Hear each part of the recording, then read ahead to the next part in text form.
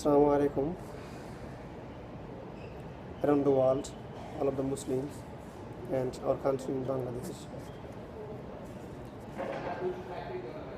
ভিডিওটির প্রথমে সবাইকে আমি সালাম জানিয়েছি এবং সবাইকে একটি মেসেজ দিতে চাই। আমরা মুসলমান যারা আছি আমাদের বাংলাদেশের এবং পুরো পৃথিবী জুড়ে যে যেখানে আছেন মা বোনেরা, ভাই বোনেরা, আমি সাধারণত জানতে চাই বা যতটুকু জানি আমার নলেজ থেকে যতটুকু বুঝতে পারি বুঝি তাই বলবো। আমরা জানি সাধারণত আমাদের দেশের কালচার পরিবেশ অনুযায়ী বিয়েতে, অন্যান্য উৎসবে, পূজাতে কত রকমের ছোটোখাটো ছোট বড় সবাই মজা করতে চায় বা মজা করে।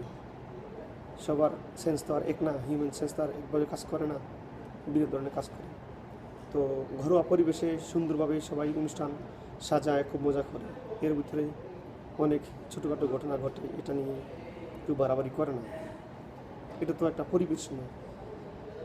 কিন্তু বাংলাদেশের প্রেক্ষাপটে কিছুদিন আগে যে ঘটনা ঘটলো বর্ষবরণের অনুষ্ঠানে, সেই উদ্দেশ্যে আমি কিছু কথা বলছি। তো আমরা জানি যে এখানে লক্ষ লক্ষ লোক আসে, ছোট বড় সবাই মিলে, নানান ধরনের বয়সে বিভিন্ন দেশের মানুষ এখানে অনুষ্ঠানে অংশগ্রহণ করে। মানুষ এই বর্ষবরণ অনুষ্ঠানে আসছে, এখানে নিরাপত্তা জোরদার আছে কি নাই তা ভাবে না। মনে করতেছে যে এখানে বর্ষবরণ অনুষ্ঠান হবে, বছরের প্রথম দিন, নতুন দিন শুরু হবে, বাংলা মাসের, যাই মজা করি, বিভিন্ন মানুষজন দেখি। তো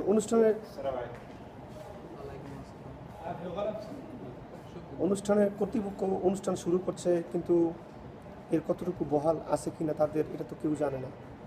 আর যে দেশের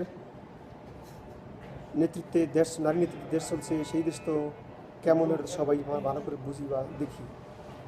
যেখানে ঘর থেকে বের হওয়ার পর কোনো নিরাপত্তা নেই, ঘরে ফেরা যায় কি না তারও নিশ্চয়তা নেই, সেই দেশে এগুলো ঘটতেছে, আরও ঘটবে। পূর্বেও কিছু হয়নি বা সামনেও কিছু হবে না, এটাও নিশ্চয়তা নাই। আমরা যে পরিবেশের প্রেক্ষাপটে বড় হয়েছি, যা দেখছি, এর কোনো বিচার পাইনি, আজও পাবো কি না এটাও জানি না। কিন্তু আমরা জানি যে কোথাও গেলে কি হবে, কোথাও গেলে কি করতে হবে, তাইভাবে আমাদের মা বোনকে যেতে দিতে হবে। আমি আশা করছি সবাইকে আমার ভিডিওটি দেখার জন্য। ধন্যবাদ সবাই।